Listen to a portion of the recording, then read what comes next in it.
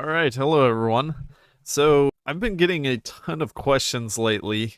How to design a good single player tank, how to make a good MP tank, how to make a good meta tank. Everyone wants to know, what's the meta? What's the new meta? Well, there's some issues with that line of thinking. Like you can make a tank that's generic, that's going to perform well, and it will blast the enemy out every single time. The problem is there's different situations in this game. Not every situation are you going to be a German Reich where you have nearly limitless resources and you have massive industry as well, to where you can easily import resources. No problem, you can make the best tank that's available. Not every time are you going to have that situation. What if you're playing as France? What if you're playing as Italy? What if you're playing as Netherlands? Or what if you're doing my favorite and you're playing Luxembourg? Well, there's different tanks for those different situations. So I'm going to go over that a little bit here. We're going to go over the sort of the meta tank of a single player. We'll go over some MP designs, although I don't want to go into too much detail in this video. Mostly we're going to be covering the single player designs. Now there is a little bit of overlap, but you do need different things in MP than you need in single player. All right, so that being said, let's go over the tank design that I have made here. So this is what I would say is like just a beast mode tank for single player. This thing is going to smash anything that the AI can put out pretty much until around 1944, maybe even 1945. Obviously, you can put more ticks of engine here if you want more speed. You can even lower this if you're cool with having less speed and you want that cost to be reduced some. I just made kind of a generic. I'm also not applying MIOs for these tests because MIOs are different based on what country you're playing. So you may or may not have a certain MIO. So we had two small cannons on this. We got the 3-man turret. We got easy maintenance. We got additional machine gun. Of course, you can switch this out if you want to. Put extra ammo storage, get a little bit more breakthrough, a little bit of defense. You could even do a radio on here. So this 1938 tech would get the improved radio then. And that's going to unlock that for you. Then, of course, you get a little bit more breakthrough that way. You're looking at 76 with the improved radio. I mean, a lot of the times you can just get away with this extra ammo storage, or you can do something like armored skirts. That's going to get you a little bit of breakthrough and a little bit more armor. Armor is actually fairly useful in single player. It actually matters because the AI is not going to always be able to pierce you, and they will improve their infantry eventually, but especially if you're attacking them early on, you're going to be smashing through them, and more than likely their infantry are going to only pierce you at maybe 50 to 75%. So you will get a significant damage reduction. Now, it's also important to note that when the enemy can't pierce you, you actually do more damage to their org and HP as well. So it is actually very, very good to not get pierced. This is also something that you can upgrade down the road. So if we were to add on the improved medium howitzer, then you have a conversion cost there, and then you can actually just simply convert these tanks, and then you can get the maxed out soft attack, which is going to be huge for defeating the AI. Soft attack is king for defeating the AI. Yeah, it smashes through the enemies. What more do we need to say? You don't really need hard attack. As long as you can pierce the enemy tanks, you will destroy them. And to get piercing, you can always put AA or anti-tank in your division. You could always even throw in just like a single TD, a tank destroyer, that would then add a ton of piercing to your division and make it so that you can actually pierce the enemy tanks. All right, so let's go over another one here. Let's go to Poland. And this will be kind of your like medium nation where you don't have a whole lot of resources. You do have some resources. Like we have 51 steel here, but we don't have any tungsten. We have no chromium. Yeah, we're going to need a different tank for this sort of situation. We also don't have a whole lot of factories. So trading resources away might not be a great idea. And we want to still have the best efficiency possible. So let's take a look at this tank here. This is just kind of a generic cheap tank. You can make it more expensive, add another heavy machine gun, get a little bit more soft attack that way. You can do something like this. You could do the 3-man turret. You could even do like a 2-man light turret to get a little bit of extra breakthrough. Or you could even do something like if you're on the defense, you want a little bit more defense rather than breakthrough stat. Well, there you go. Get a little bit more defense that way.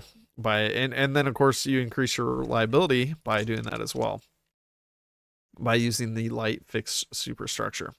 So you could do something like this for a defense strat, and this is going to be pretty dirt cheap here. When you increase the armor to 5, it actually increases the cost of steel by 1. So if we were to save this, it's going to cost 3 total steel per tank. Now if we only do 4 armor ticks, then we can stay at 2 steel per factory. So that sort of savings is going to matter for a nation like Poland, where you don't have a whole lot of industry. You don't want to be importing steel. You just want to make some decent tanks that will smash the enemy and would definitely get the job done. So you're looking at a total cost of 7.91, and that's actually without any MIO as well.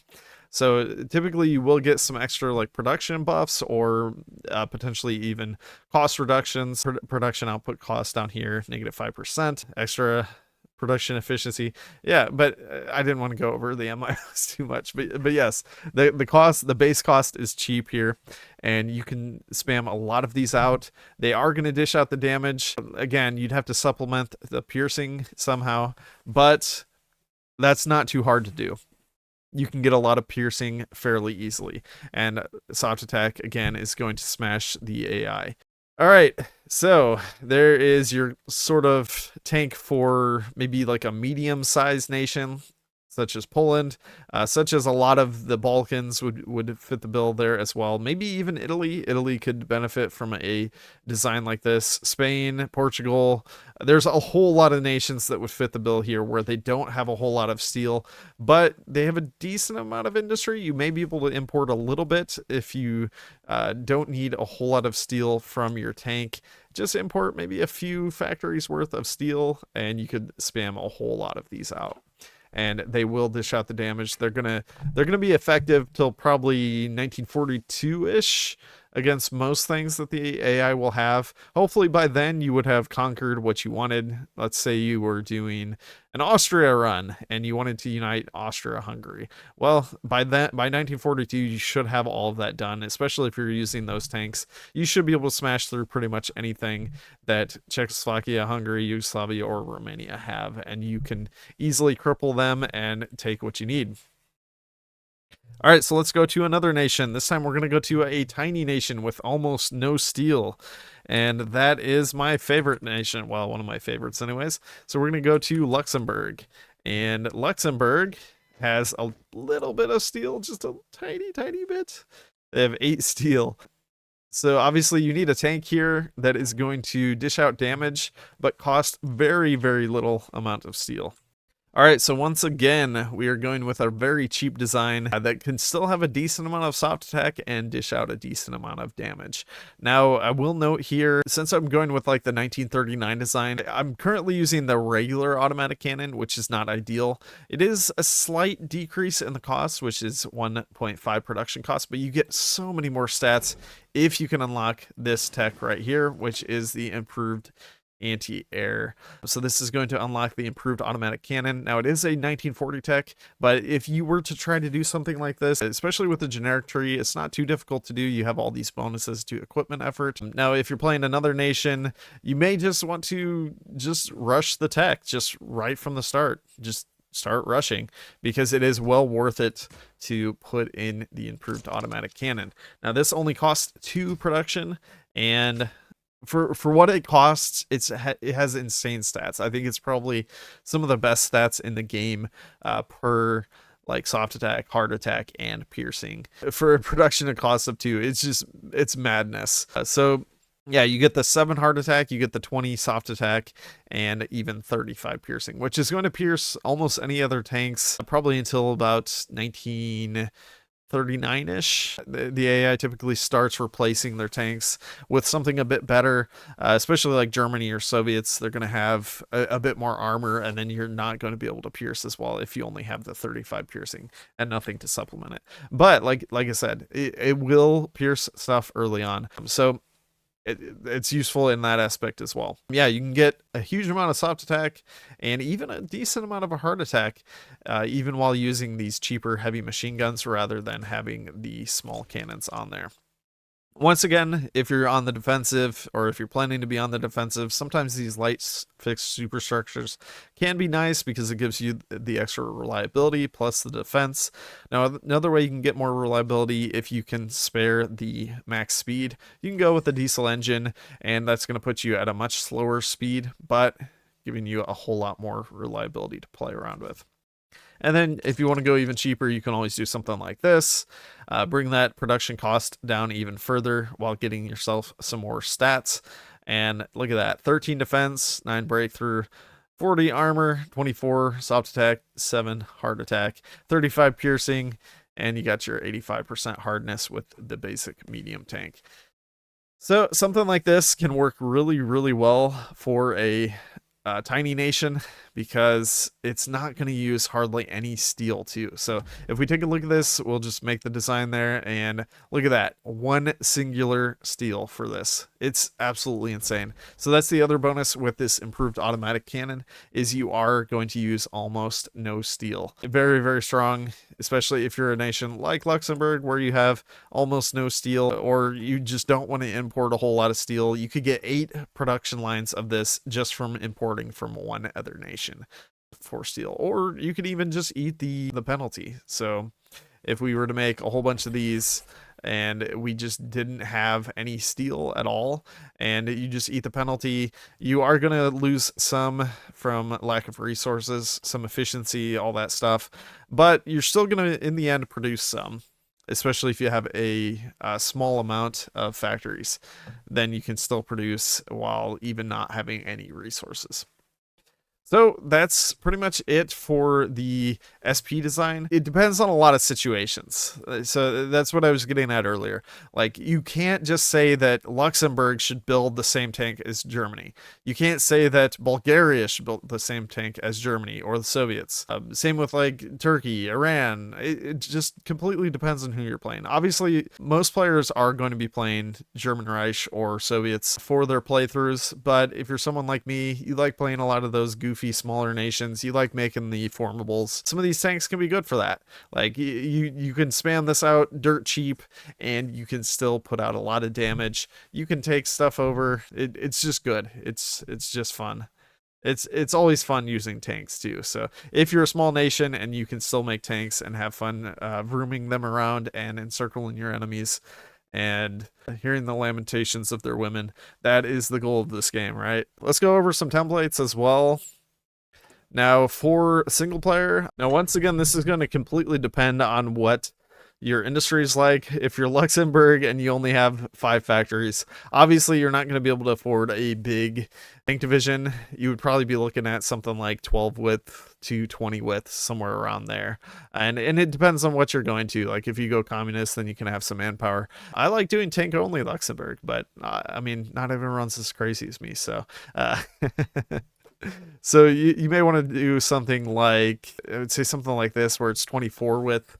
You have a lot of pushing power with 8 tank divisions and 4 motorized. You could always go lesser as well. Like, if you want to go down to 20 width, or even further, you want to go even further down to 16 width, something like that.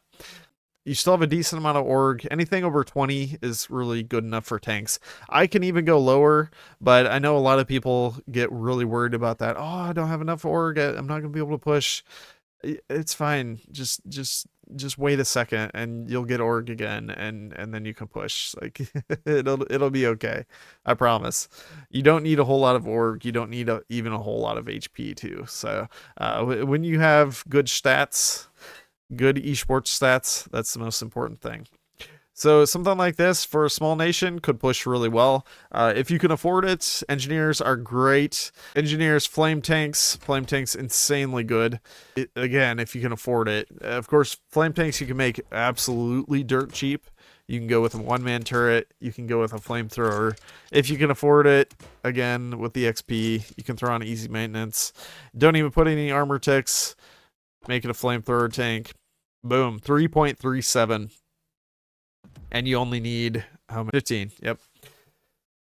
So yeah, you only need 15 flame tanks. It gives you a lot of good terrain stats, which are insanely good for pushing. Same with engineers. Engineers give you a bit more terrain stats when you're going over rivers, when you're attacking forts. It helps with that. It helps with defense as well. It's engineers are just good. Support artillery, again, very, very cheap, gives you a lot of stats. It's another good thing. Maintenance company can be really good on tanks. Support anti-air can be really good to improve your piercing. And yeah, so you could reasonably afford something like this even with a very small nation.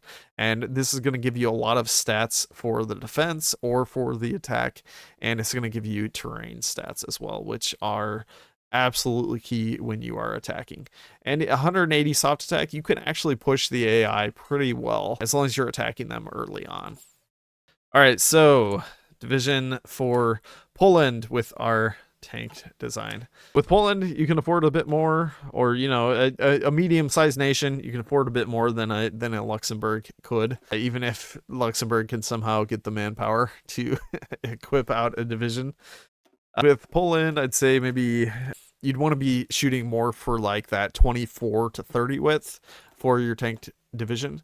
Now, I would say roughly the same stuff is what you would want, where you can get a decent amount of stats and terrain traits for cheap. With someone like Poland, you could also do something like signal companies. Signal companies are very, very strong. Logistics companies as well, very good. They are pretty much S tier. Field hospitals as well, very, very, very, very strong, especially on tanks. Let me show the stats here from those. So logistics companies are good because it's going to be using less fuel and using less supply use. Now, if you're not worried about that, you can definitely go with something that can give you more stats. Now, these don't really give you too much. So a little bit of breakthrough, a little bit of HP, but as far as what it gives, it's not giving too much in the way of stats. So if you have good supplies, you're not worried about that, you've been improving your railroads, you can definitely go for something like Signal Company or Field Hospital. And now Signal Company is great because it helps you to break the enemy faster. It's essentially making it so you focus fire on 1 or 2 units and you focus fire them down and quickly break them out, and that's when you reinforce meme the enemy. So obviously that is incredibly strong. Now again, I would say put the flame tanks in. Flame tanks are S tier. Those do give you really, really good terrain traits. It's pretty much always useful on tanks. But then you can also add in field hospitals. You can see that would add a decent amount of HP to this division. And again, that's insanely strong. Now, support artillery can always be removed. It's basically something that you put in like just to get extra soft attack. Now, typically things that give terrain traits or things that can help to reinforce meme the enemy are actually going to be superior to the support artillery. But on someone like Poland or a medium-sized nation, you may not be able to afford something better. In that case, support artillery is great. If you're short on production, just throw in the support artillery because it's dirt cheap. You can basically put 1 mil on artillery and have enough for support artillery, even for your infantry as well. So another thing that you can do if you're short on piercing, you can actually use the Armored Recon Company to get extra piercing. And I'll show that real quick here. So now this might end up costing you more resources though, so that is something that you may have to worry about. But you can use a light tank chassis. You can throw on the basic high velocity cannon. That's going to get you 68 piercing. And you can make these relatively cheap as well. You could even, if you want to, go with the wheeled suspension to make it even cheaper. Throw on easy maintenance. Of course, if you can afford the XP. And then you can do small cannon. You can do heavy machine guns. It doesn't really matter too much. Depends on how much you want to spend, of course, but you can do something like this, make it relatively cheap, and that's going to give you a decent amount of piercing on your medium tank division too. So if you throw something like this in with the armored recon, just to increase that piercing, it's not always a bad idea.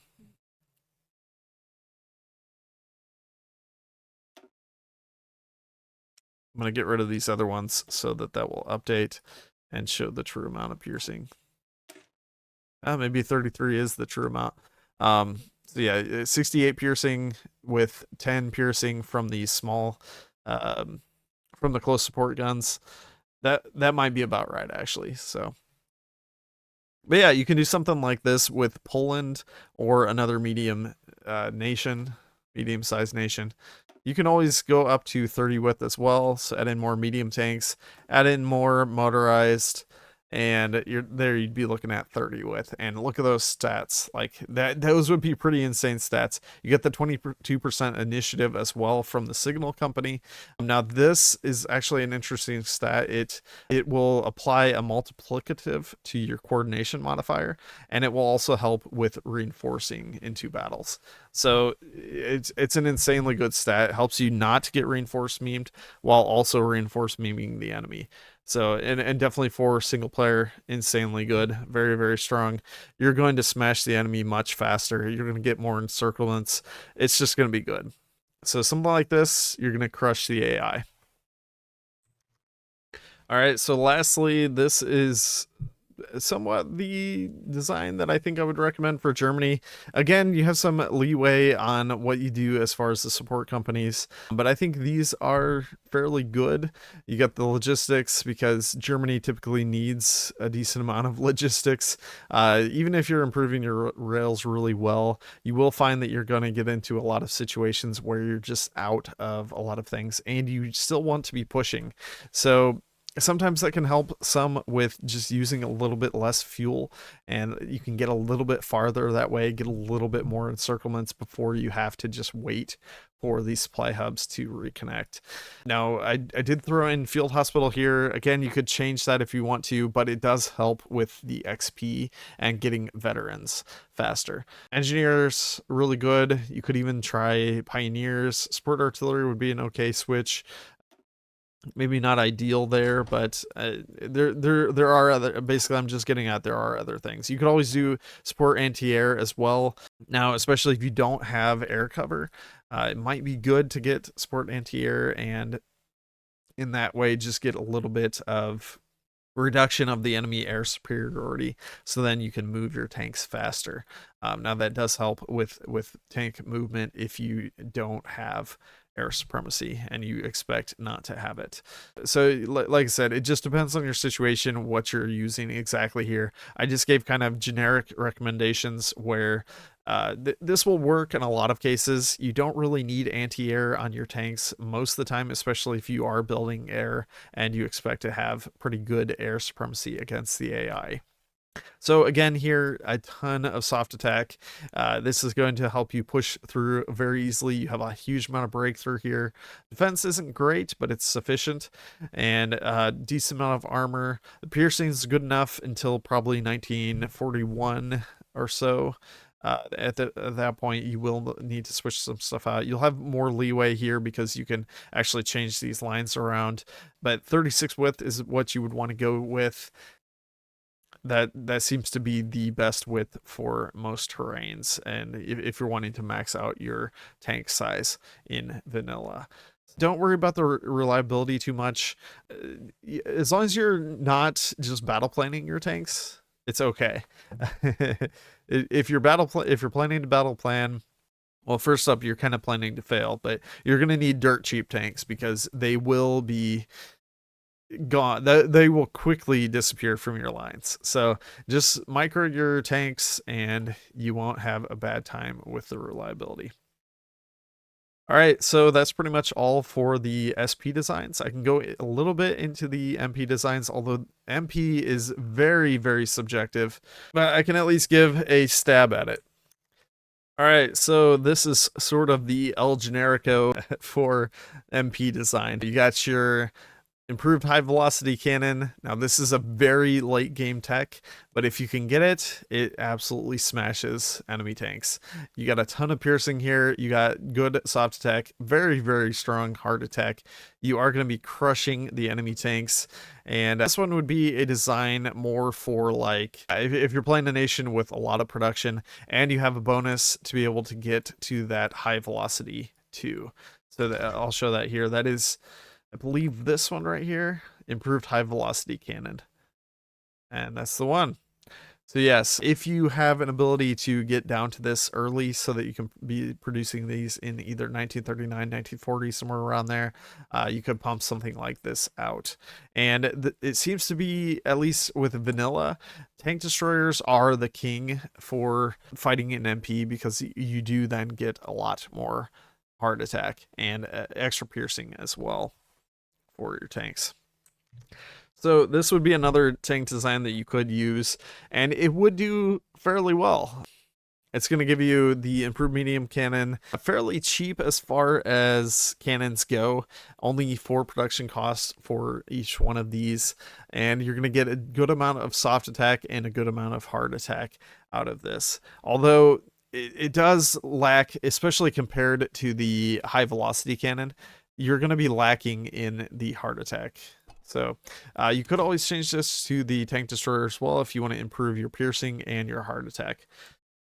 And at least in vanilla, it doesn't really reduce your stats too much. So it just gives you some extra hard attack and piercing, and it doesn't really hurt anything else. So it's typically a good idea to do that. I guess you do lose some breakthrough from it being a medium tank destroyer, but all in all, it's really not that bad. Like it's fairly well worth it. So yeah, that's something that you can do for multiplayer, but of course it depends on what multiplayer server you're playing in, what mod you're playing with. There's a lot of different factors for this, but sort of just the generic cannons that you can use, those are going to be strong. So yeah, if you can get to the improved high velocity, great idea. If you can do heavy tanks, if you can afford it, you can also get a huge amount of hard attack and soft attack, and you're going to smash your enemies with that sort of thing. That's just my basic recommendations there. Now, if you guys want to, just hit me up in the comments of something you'd like to see. If I didn't explain something enough and you want some clarification, let me know in the comments. I will try to respond to every comment that I get. I hope you guys enjoyed this video, and leave a like, hit subscribe if you haven't yet, and I hope to get more content out to you guys soon, especially with the new DLC coming out. There's going to be some new wonder weapons, all sorts of things to go over and to figure out, and new things to discover. All right guys, thanks for watching. Bye bye.